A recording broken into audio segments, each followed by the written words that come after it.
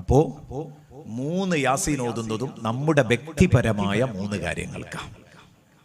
ഒന്ന് നമ്മുടെ റിസ്ക്, നമ്മുടെ ജീവിത സൗകര്യങ്ങൾ, ഭക്ഷണമടക്കമുള്ള ജീവിത സൗകര്യങ്ങൾ വിശാലമാകാൻ, അതിൽ ഞെരുക്കവും അല്ലലും അലട്ടും ഇല്ലാതെക്കാൻ. രണ്ടാമത്തേത് ആയുസ് ദീർഘിക്കാൻ, ദീർഘായുസ് ലഭിക്കാൻ, ആഫിയത്തുള്ള ദീർഘായുസ് ലഭിക്കാൻ. 3 ആഖിബത്ത് നന്നാവാൻ, അവസാനം ഈമാൻ കിട്ടി മരിക്കാൻ എന്നർത്ഥം. ചിലരൊക്കെ അങ്ങനെ ചോദിക്കും, അപ്പൊ മരിച്ചോൽക്ക് വേണ്ടി യാസീനില്ലേ? ഈ ഓതിയ 3 യാസീനും മരിച്ചോൽക്ക് വേണ്ടി നിങ്ങൾക്ക് ഹദിയ ചെയ്യാം. പക്ഷെ നിങ്ങൾ ഇത് ഓതുമ്പോൾ ഉള്ള നിയ്യത്ത് അത് നിങ്ങളുടെ സ്വന്തമായ കാര്യങ്ങൾക്ക് വേണ്ടി തന്നെ ഓതണം. ഇനി മരിച്ചോൽക്ക് വേണ്ടി 4ാമത്തെ ഒന്നങ്ങോട്ട് ഓതി ഏറൂല. ഈ ഓതിയെ തന്നെ മരിച്ചോൽക്കും കൂടെ കൊടുത്തു, അതും പറ്റും.